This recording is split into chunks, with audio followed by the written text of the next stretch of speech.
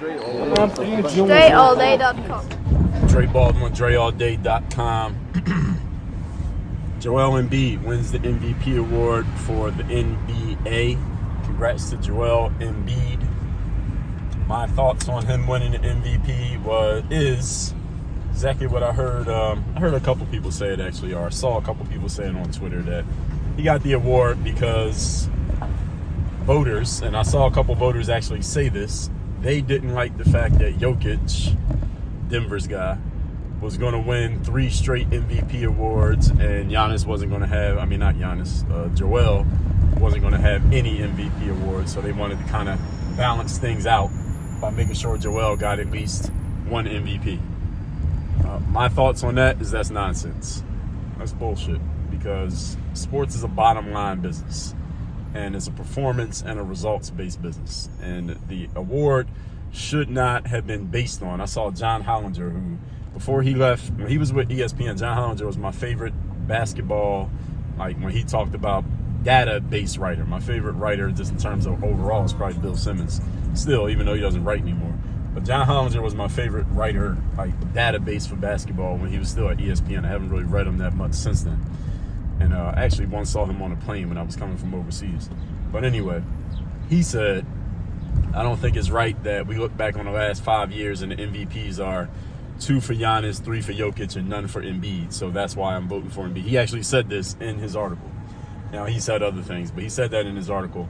And then you had the Kendrick Perkins situation, where Kendrick Perkins, who's not a very talented analyst, if you want to call him that. He's not really analyzing anything. He's kind of like a rabble-rouser, but that works. It's entertaining. He's a very entertaining rabble-rouser. He's not a journalist.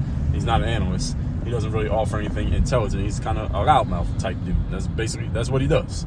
And I'm not even saying that as a diss. I'm saying it that's pretty much what he does. If he does something different, somebody tell me. And he made the whole thing about race and said that's the facts, when he was actually wrong, factually incorrect. Never even offered an apology for doing that. And ESPN didn't do anything about it because this is the agenda that they all have. And somebody said, well, Jokic would have won until Perk made it about race. And I don't think Perk made the voters choose Jokic, right? I mean, Embiid, I don't think they were like, all right, I'm about to vote for Jokic, but you know what? Perk said this, so I better vote for Embiid. I don't think that happened. So people are saying that you're kind of like answering the wrong question. What Perk did was he made the race thing. He pulled out the race card. He laid it on the table. And he made everybody think about it. That's what Perk did. He started this conversation because Perk is with ESPN. And ESPN is still the biggest network. Even though ESPN has lost a lot of journalistic integrity over the last years, they're still the biggest out there. They're owned by Disney. They got plenty of money. They do a lot of marketing. They still have big names.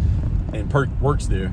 He made the conversation being about race, whether it was his inaccuracy about the race of the voters, whether it was, again, making it about Joel versus Jokic being a European guy.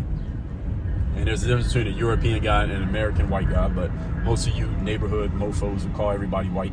So we'll just say between the European guy / white guy and the black guy, even though Joel Embiid is from Africa. So anyway, he made that, he put that in people's minds to think about it.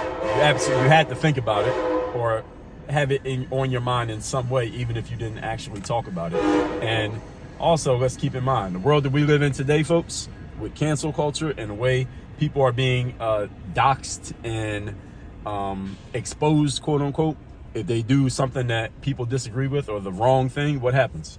People, let's say Jokic went and won the MVP, right?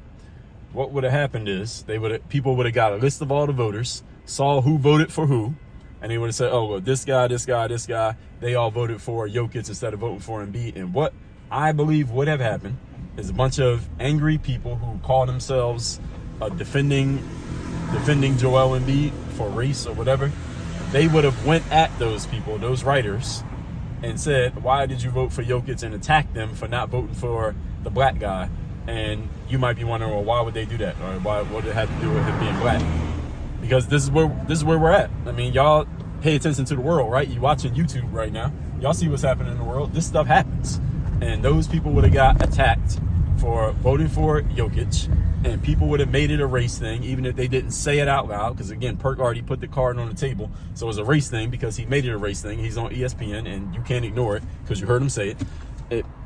And these people, many of the writers who vote for the award, work for companies, and most of them are not independent journalists running their own thing. They're not running up like a Substack. Most of them are not doing it. Some of them are, but most of them are not. And these folks have jobs, and they got bosses.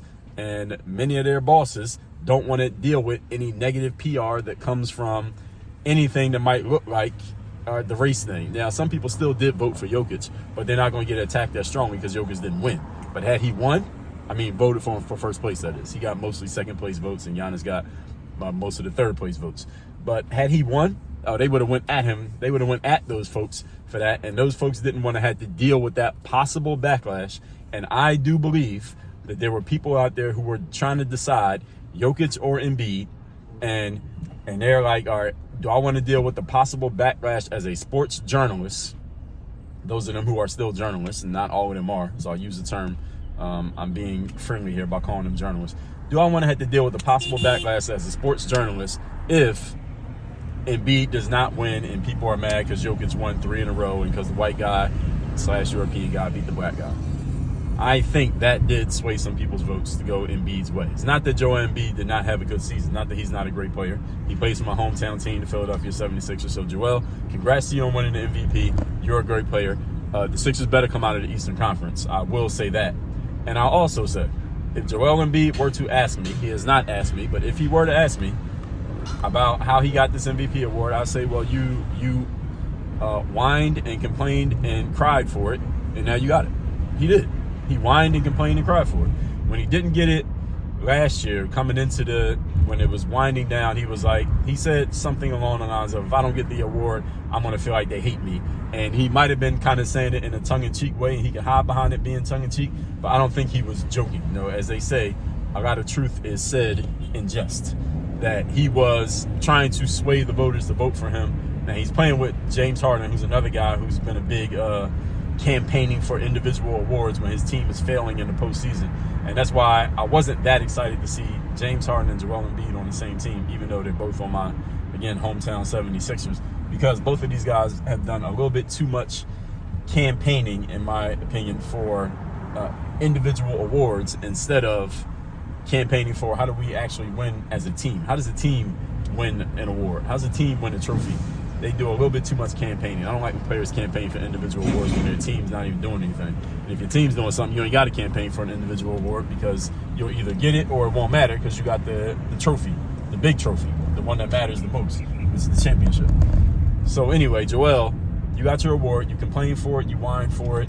You begged for the award. You got the award. So now Joel got the MVP. And it doesn't feel as, I don't know, to me it doesn't feel as valuable for him to get it because of the way that it happened, because of all the campaigning and everybody, his coaches and everybody, oh, Joel's the MVP, Joel's the MVP. And they got to keep saying it and seeding it. And then he got the MVP award. If you're really the MVP, you ain't got to say nothing because your performance speaks for you. And you ain't got to go and campaign for it. You ain't got to complain. You ain't got to say, well, the writers, you ain't got to do what Kendrick Perkins did and make it about race. You ain't got to do none of that. None of those gimmicks. All you got to do is go out and complain, and it's obvious what's what because people can see what's happening in the game on the court. Again, sports is a performance and results-based business. If you're performing and producing results, you ain't got to do no extra shit. All you got to do is just go out there and play, and it ain't nothing nobody has to say. And that's the way that I look at it. And I guess these views, the way that I look at things, are more traditional, quote-unquote. This is a more conservative, I suppose, way of looking at things, quote-unquote. Fine. If that's the way you want to see it, call it what you want. But I have a traditional view of performance. I come from the sports world. I'm an athlete myself, and this is a performance-based business. You shouldn't have to campaign for an individual award. Actually, you shouldn't even be campaigning for an individual award when you play a team sport, because why does it even matter? Your job is to help the team win a championship, not to get awards for yourself. Again, is that a traditionalist view? These new dudes now is all about getting awards for themselves and getting the contract for themselves, and ain't about the team anymore. It's about what can I get for myself. I just want to see Joel Embiid go out there and do what he's supposed to do as an MVP for the Sixers in the playoffs. Now, right now, as I'm recording this, they're tied 1-1 with the Boston Celtics. He missed the first game. Played in the second game, ain't do nothing. They got blown out. So they better beat the Celtics, and they better beat whoever wins between the Heat and the Knicks in the Eastern Conference Finals. And the Sixers better represent the Eastern Conference in the Finals. You wanted the MVP. You got it. Now prove that you're actually the MVP. That's where I'm at. Text me, let me know. Best idea, best insight, what you think of this. If you disagree with me, you can tell me that as well. You probably already did in the comments if you do. My number is 305-384-6894. You see the sun coming in on this. It's like God shining on me right now, right? And workonyourgameuniversity.com. That's the place where you go to work with me directly. That's the place where you can join the mastermind. You can get direct coaching. You want to get around some high-level individuals and have people that you can talk to who are talking about ideas and moving forward and actually getting better. That happens in Work on Your Game University, so you can stop hanging around and talking to your default associates, which are your family, your friends, and your coworkers. Most of them are losers. Most of them are mediocre people going nowhere. Let's be honest. All right, tell me I'm lying. All right, you want to get around some people that you're around intentionally, who are serious about intentionally moving forward in life. Me and the people who are in the university, we're those people. So join Work on Your Game University by going to that link right there, down below in the description, by the way, not back there, down there. Workonyourgameuniversity.com. Work on your game. Dre all day.